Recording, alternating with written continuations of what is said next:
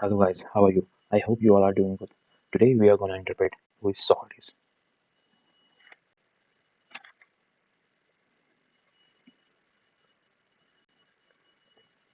Who is Socrates? Today we are going to interpret who is Socrates. Socrates belongs to Athens and its time period is 470 BCE to 399 BCE.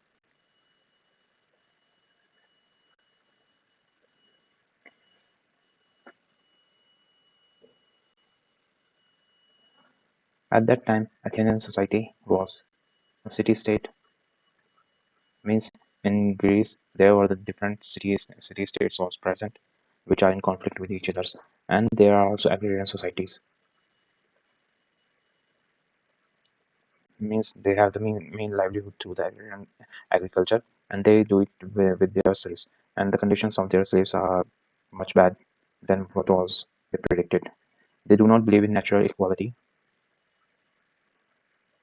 Natural equality is the term that means that, that the human beings have some of the equalities which cannot be taken by the anyone. But in Greece, but in Athens at that time, there was some hierarchy between them. Some are the superior and some are the lower class, like which we see in the Varna system, and it was a patriarchal society.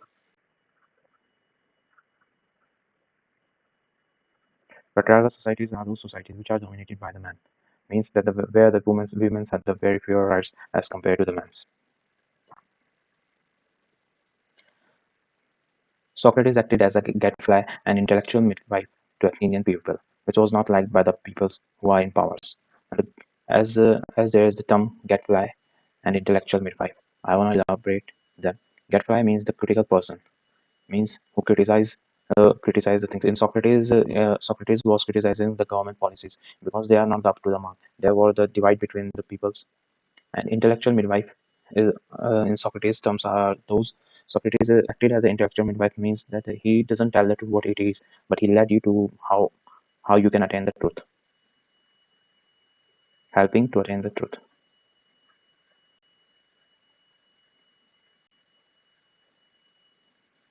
Uh, by these activities of Socrates, government punished him on charges of sedition.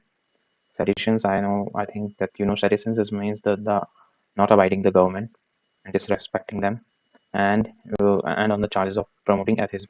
As Socrates was promoting atheism in the society, so their trial judge was a superior being. For him, satisfaction. For Socrates, satisfaction of soul is more important than the satisfaction of body. What does the soul mean? Soul is the inner thing which is present in our which is present in the human being. To know the theory, to know that for it, he coined the term theory of knowledge. To attain the theory of knowledge, he means that you should have the knowledge of good life, good life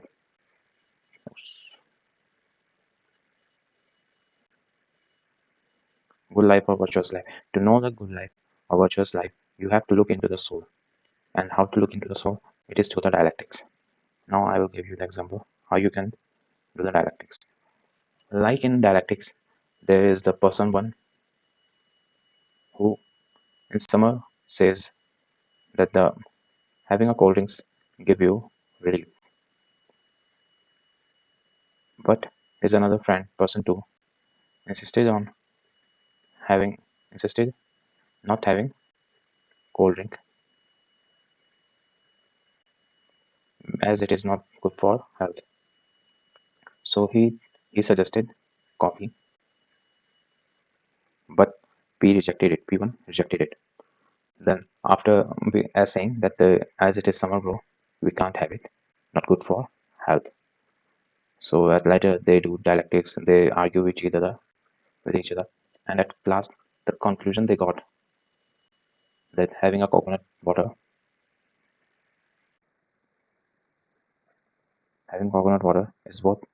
is more suitable. In P1, P1 was giving the thesis, and P2 gave the antithesis, and through it, it is a synthesis. Synthesis means that we came to the conclusion and we can live in synergy with each other. That's the dialectics.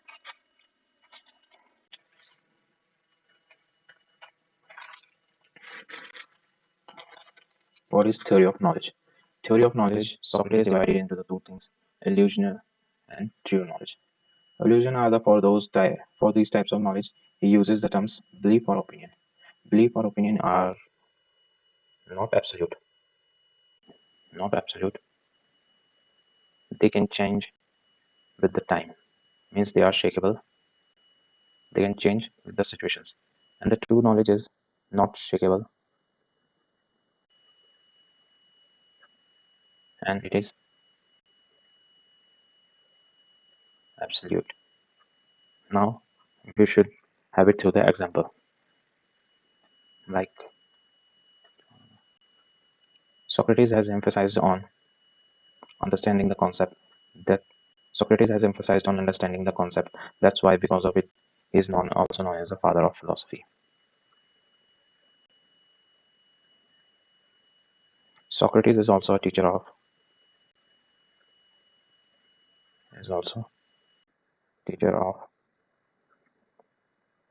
Plato. And one more incident I forgot to tell you, but I think we can carry on in the list.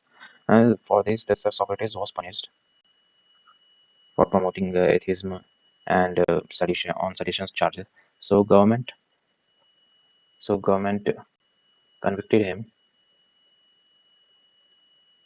and sentenced him him to drink poison. That is hemlock.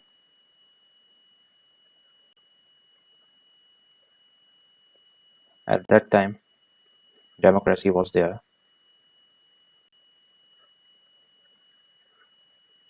so that's why Plato hated democracy.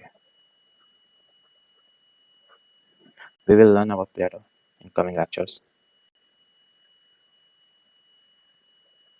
This much knowledge of Socrates is sufficient because it is not in syllabus. But to know the Plato, we should know something about the Socrates, how it is. So I will conclude it here.